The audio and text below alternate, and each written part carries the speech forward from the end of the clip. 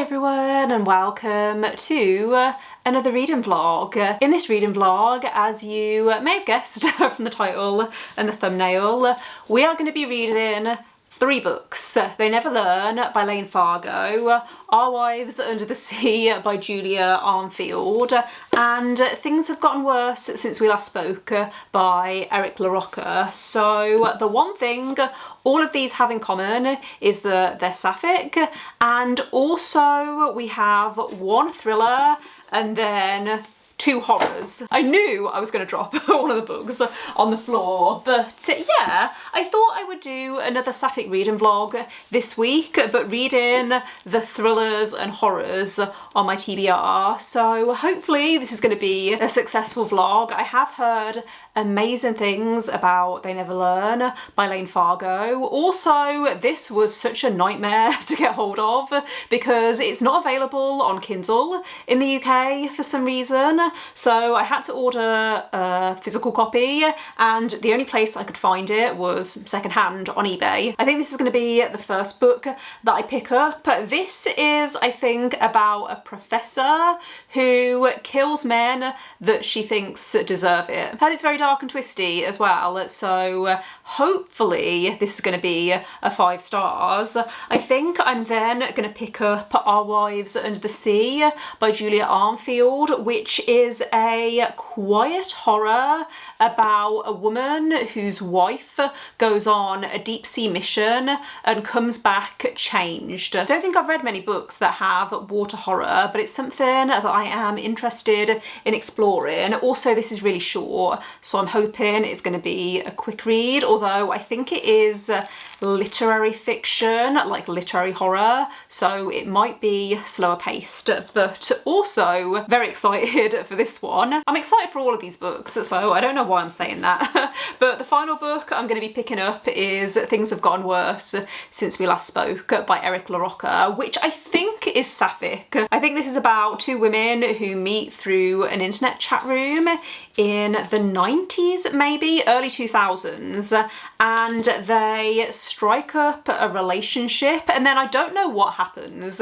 because this is a very short novella. Whenever I've heard people talking about this book in particular, they're always very vague, and all I've seen is a long list of trigger warnings, so I'm expecting this to get quite dark. I don't know if it's going to be my kind of thing, but I'm interested in trying it out. This is actually a bind up of 3 stories, so I might read all 3 of them if I have time, but definitely Things Have Gotten Worse Since We Last Spoke. So yeah, I hope you enjoy this vlog. I hope I enjoy filming this vlog because I read thrillers all the time, but I don't read horror that often, but I have been in the mood for horror recently, so yeah, I'm hoping at least one of these is going to be 5 stars.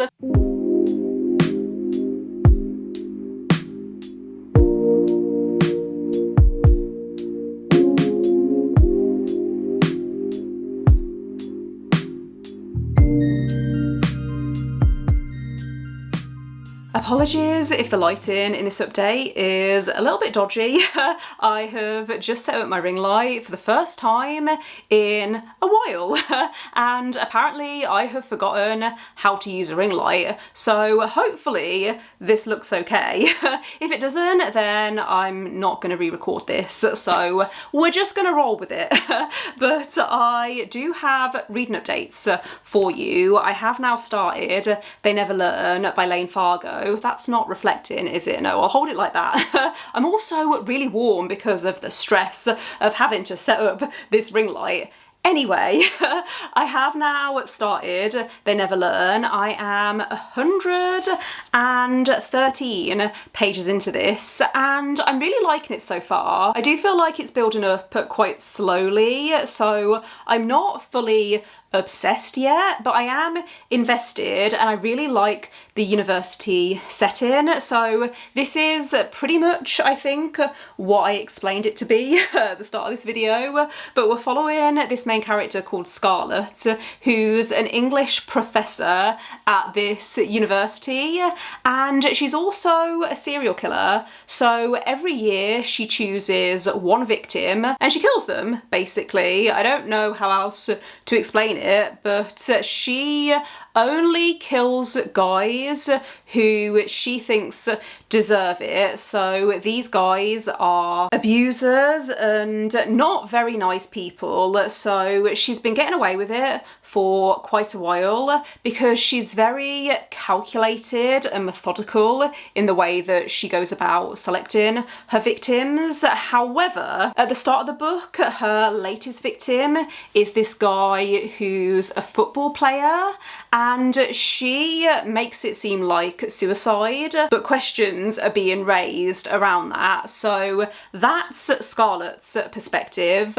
We're also following this young girl who is a freshman, and she has just started at the same university, and she's developing this intense relationship with her roommate Alison. Hopefully I've explained that okay, but yeah, basically this is a story about a serial killer, and you spend a lot of time inside her mind and seeing how she is going about stuff, and it's really interesting. I do like thrillers about killers. I actually made a whole video about that, recommending some books that have the point of view of a serial killer, so I will try and remember to leave that linked. The only thing is, I think I've worked out what one of the twists is going to be, and I might be wrong, so I won't say either way if I am right or wrong. I hate being an overthinker.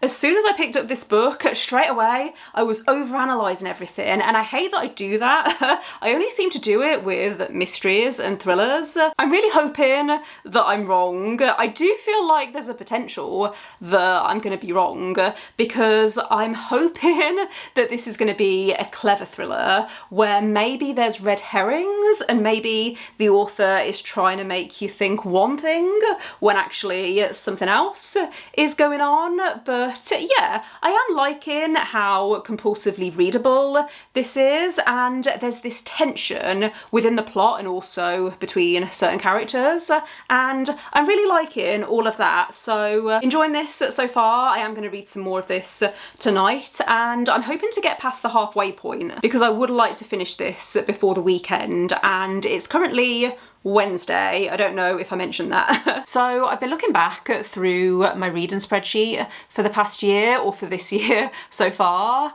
and something has occurred to me. I don't think I've actually had a 5-star thriller yet this year, or at least not a book that I would consider a new favourite. I've read some thrillers that were like a 4.5 stars and that have stuck with me long term, so maybe I should consider them 5 stars. Like The Only One Left by Riley Sager, I gave like a 4.5 stars. The Kind Worth Killing by Peter Swanson, and what was the other one? Pretty Girls by Karen Slaughter are 2 backlist thrillers that have stuck with me long term. Those People Next Door by Kia Abdullah as well, I read back in January and really enjoyed. So there have been thrillers that I've really liked that I've read so far this year.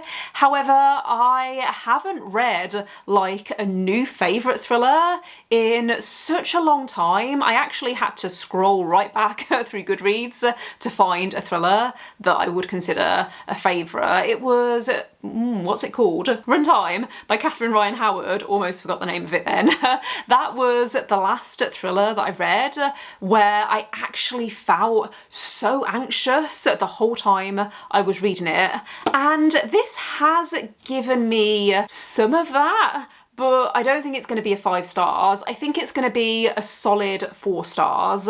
I'm about 100 pages from the end of it now. I'm on page 212, so I should finish this tonight. I think the hype has got to me a little bit with this. I've noticed actually that for a thriller to have the best chance of getting 5 stars from me, I need to go into it with not low expectations, but I don't like reading lots of reviews for new release thrillers because I find that the smallest thing can influence my overall enjoyment. Like if there's a book coming out that's super hyped and it's by an author who I've read from before, then I like to read it as soon as it comes out, or at least I like to not look too much into reviews, because if I see loads of people hyping it up, then that can actually affect my enjoyment just as much as seeing lots of people hating on the book. I think just seeing the two extremes makes me have an opinion about the book or go into it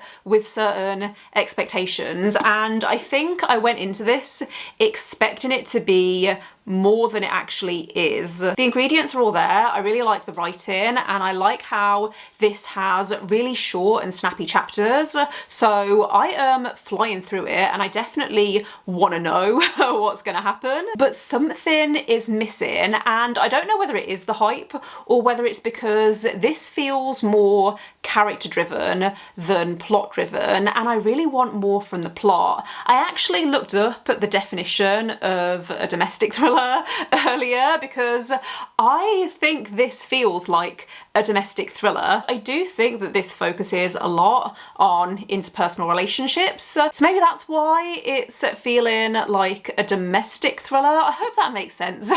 But I feel like domestic thrillers have a certain tone, and this book has that tone, even though I wouldn't call it a domestic thriller. It's really about the interpersonal relationships between these characters at this university.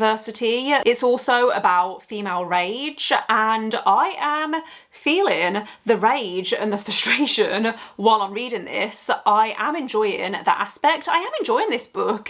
It's giving me 4-star feelings at the moment, so I hope this isn't coming across as really negative. I am liking this book. I think I just went into it with wrong expectations. But I will be finishing this tonight. Like I said, I have 100 pages left, and then my plan is to pick up Our Wives Under the Sea. I don't know actually whether to read Things Have Gotten Worse since we last spoke before Our Wives Under the Sea, because this is obviously going to be a lot shorter, but I don't know. I'm going to see what I'm more in the mood for once I finish this. I was in my room when those fateful words light on my screen.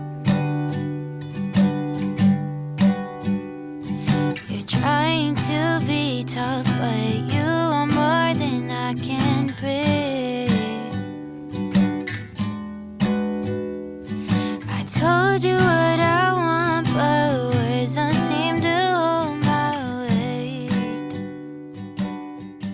Good morning. It is now Saturday, and it's actually been a few days since I last updated this vlog, but I wanted to check in because I have many reading updates.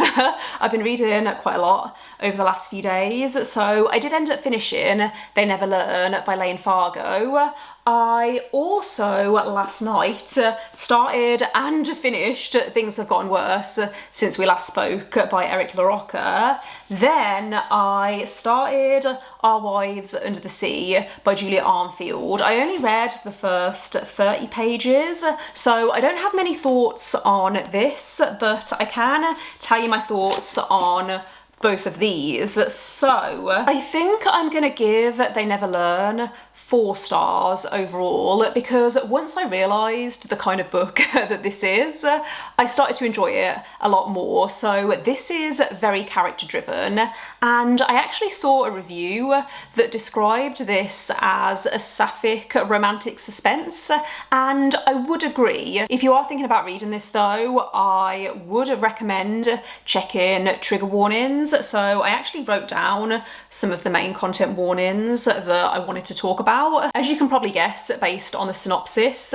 this does discuss rape culture and victim blaming, and honestly all of the men in this, well most of the men in this, are awful human beings, and it made me very, very angry and frustrated at times, which I think was the intent. The ending didn't go the way that I was expecting. I obviously won't say too much because I don't want to go into spoilers, but I personally would have preferred a slightly different ending, not even a slightly different ending.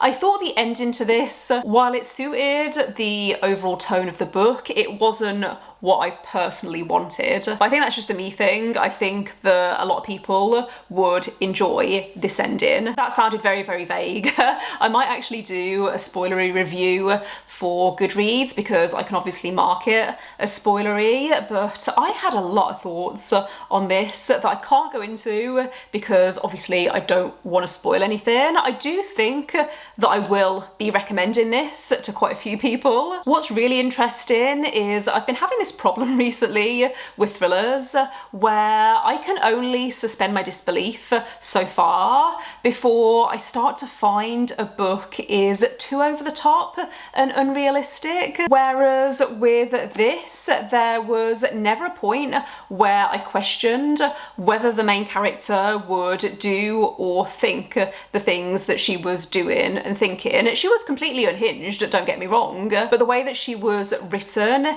everything that she did made sense to me. But I'm gonna give it 4 stars overall, and I think if you like books that are a little more dark and twisted, then this was a good page turner. As I said, I did start and finish Things Have Gotten Worse Since We Last Spoke by LaRocca last night, and this is only 160 pages. This bind-up actually has 3 stories in it, but I only read the first one, and I didn't like it and I didn't enjoy it, but also it was so compulsively readable. I literally couldn't put it down, and that's why I finished it in one sitting. It's told mostly in multimedia. I'll see if I can find an example, but it's basically emails and instant messages between these 2 women who develop a relationship after meeting through this internet forum. So it's set in the year 2000. Without going into too much detail, their relationship starts to devolve and it turns into something that's very unhealthy. I don't want to say too much because this is so short, but I don't think this is my kind of horror. I haven't read that much horror, so it's difficult for me to really know specifically what my taste is. I don't like horror that involves sad things happening to animals or stuff that feels like it's there for the shock factor. I also think that given how short this was, it moved too quickly. There was actually a point where my reaction to something that was happening was, well, that escalated quickly.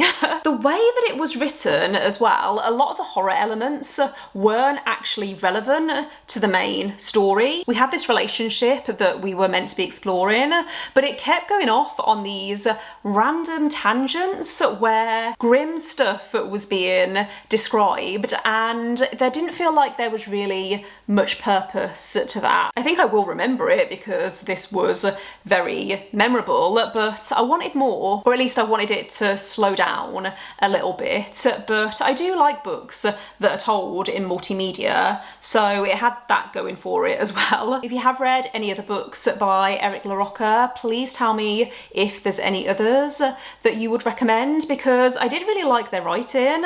I think it was just this particular story didn't quite work for me. My plan for the rest of today is to make as much progress as I can in Our Wives Under the Sea. So I have reached the end of the first part. I don't know whether this is split into parts or whether what I've just read is a bit of an introduction, but essentially this is following 2 main characters, Leah and Miri, I think is how you pronounce her name. And Leah has just returned from this deep sea mission. I don't know exactly what her job is, but it seems like she was working in this submarine that went missing for 6 months. However, she's now returned home, and it's about their relationship and how they're trying to cope with Leah's trauma. So you have this timeline in the present day where you're following Miri and the observations that she's making about her wife,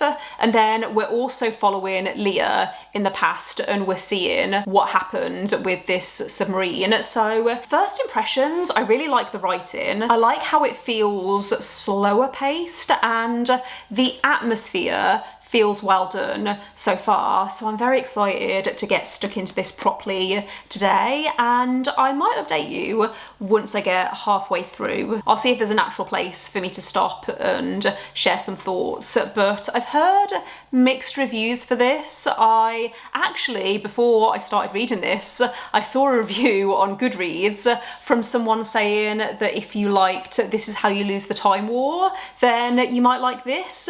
I didn't like This Is How You Lose the Time War. I literally DNF'd it because I couldn't get along with the writing style, but thankfully the writing style in this so far has been very different. It's still beautiful writing, but it's not too purple prose, which is something that I do struggle with sometimes. So it's a few hours later, and I am now around 100 pages into Our Wives Under the Sea. I think this is about 230 pages long, so I'm just under halfway through, but I think we're going to order pizza now because I don't think I mentioned I did a 5k run this morning, which is why I'm feeling very tired today, but it's been nice actually just sinking into this afternoon.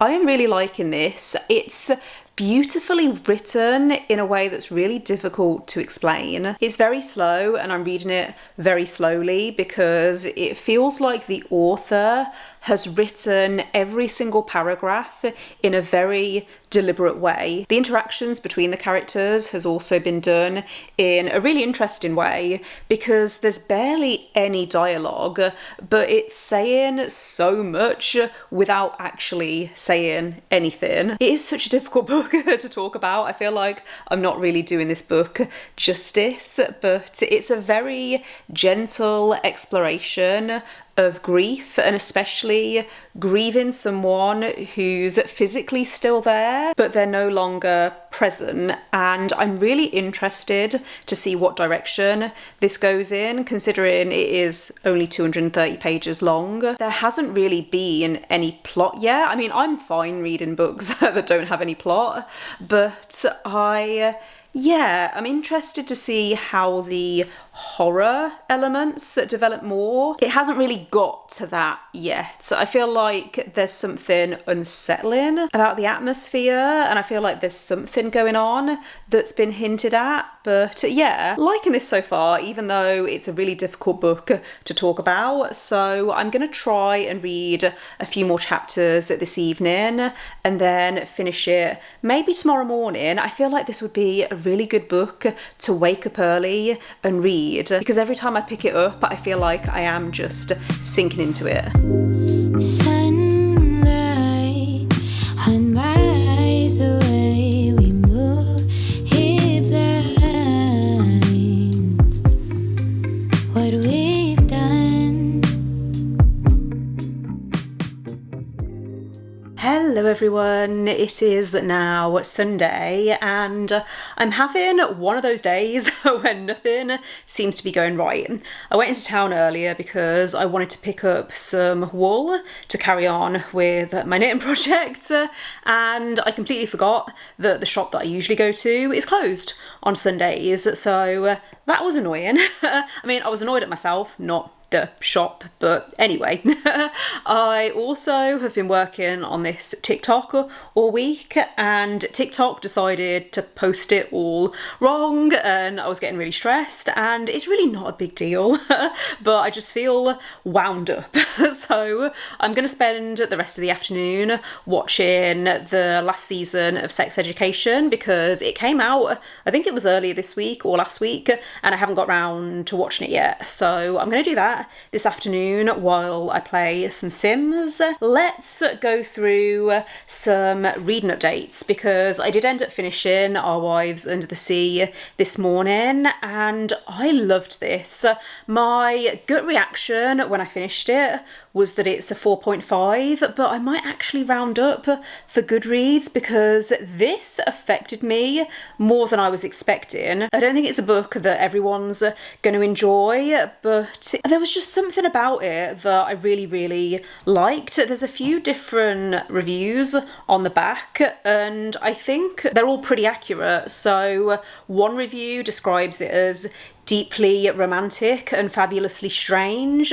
Another one talks about how it's unsettling. There's another review that says it's a hypnotic and affecting love story, and I think all of those are true. There was something very haunting about the atmosphere and I feel like it's one that's going to stick with me, so I think it does deserve 5 stars. I really love horror like this, and I would describe it as horror, but I think if this had been written slightly different without the horror elements, then it still would have got the point across that it was trying to get across. I don't know if I'm saying that right. I think a similar story could have been told without the horror elements, but I liked the horror in this. I felt like it complemented the story. I actually got quite emotional at times just thinking about this relationship and about what these characters were going through. So we have this one character who's been through something deeply traumatic.